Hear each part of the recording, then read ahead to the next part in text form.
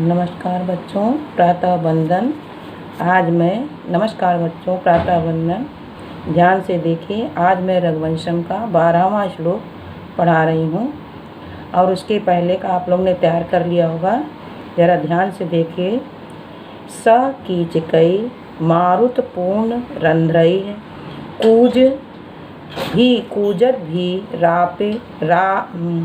कूजत भी रापादित वंशकृत्यम।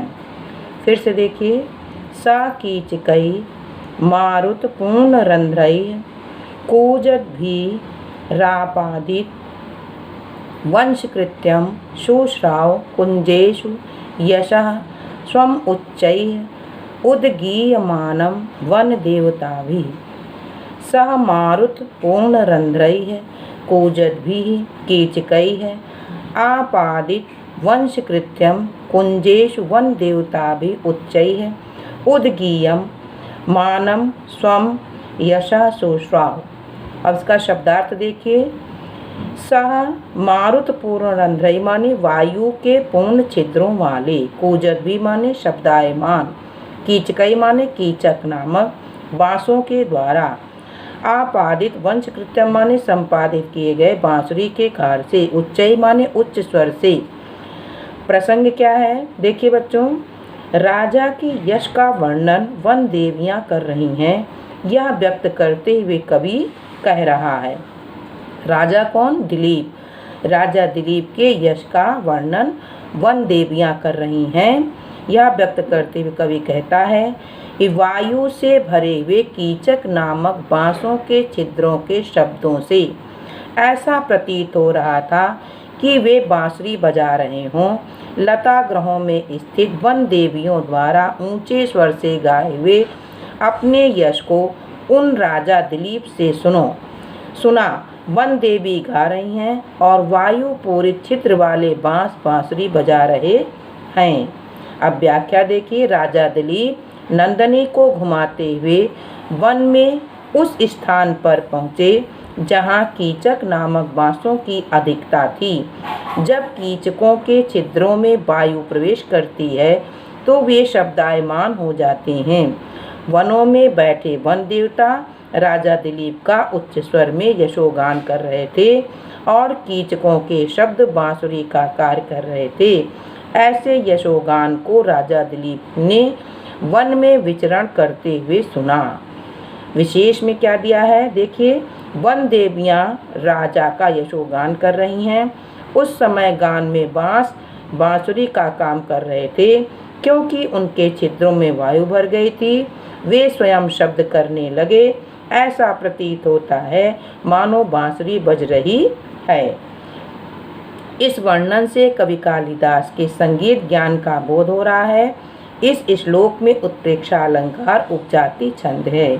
यानी जब राजा नंदनी गाय को वन में ले जाते हैं चराने के लिए, तो वहाँ के वनवासी ऐसा करते हैं कि राजा के ऊपर कहते हैं कीचक बांस होता है। बांसों में जब हवा चलती है तेज तो उसमें वायु घुस जाती है और बांसुरी जैसे आवाज़ निकलने लगती है। तो ऐसा प्रतीत होता है कि सारे वन में राजा का स्वागत हो रहा है। इस यशोगान को गाना गा रहे हैं बांसुरी बजा करके। तो कहते राजा दिलीप ने वचरण करते हुए वन में ऐसा सुना। अब बच्चों 13वां देखिए। पृक्तशु तुषारेर गिरि निर्झराणाम मनोकहा आकंपित पुष्पगंधी तमात पक्लांत मनात पत्रम आचार पूतम पवना शिशिवी। देखिए फिर से। गिरि निर्झराणाम तुषारैः युक्ता अनोकहा कंपित पुष्पगंधी पवना अनाथ पत्रम आत प्लांतम आचार पूतम शिशिवी। अब इसका शब्दार्थ देखिए। तुषारे माने बूंदों से, पृक्ता माने मिश्रित, अनोकहा कंपित पुष्पगंधी माने वृक्षों के धीरे धीरे हिलते हुए पुष्पों की गंध से युक्त, अनाथ पत्र माने आत पत्र से हीन, आत प्लांतम माने गर्मी से थके हुए, आचार पूतम माने आचरण से पवित्र। प्रसंग है नंदनी की सेवा में संलग्न राजा दिलीप द्वारा विचरण किए जाने पर वायु भी अपनी शीतलता से उनकी किस प्रकार सेवा में संलग्न है, इसका कवि ने स्वाभाविक वर्णन किया है। अनुवाद देखिए। पर्वतों के झरनों के शीतल जलकणों से युक्त तथा वृक्षों के कुछ कुछ हिले हुए पुष्पों की गंध से युक्त हवा, राजचिन्ह अथवा छाता रहित अतिव सूर्य की धूप से व्याकुल सदाचरण से पवित्र उस राजा दिलीप की सेवा शुश्रूषा करने लगी। अब व्याख्या देखिए इसका।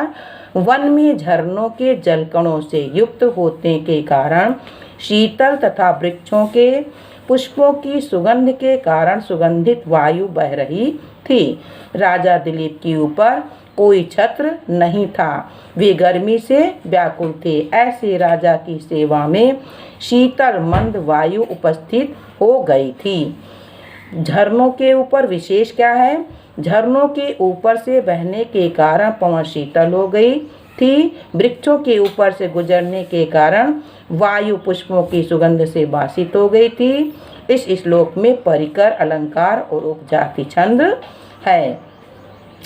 तो जब नंदिनी गाय को राजा दिलीप चराने के लिए वन में ले जाते हैं तो उनको ऐसा महसूस होता है कि शीतल वृक्षों के पुष्पों, वृक्ष जो है क्या है, शीतल हैं, ठंडे हैं, उसमें जो पुष्प लगे हैं उनके सुगंध के कारण जब हवा में सुगंध उसकी मिलती है तो वह हवा भी सुगंधित हो जाती है।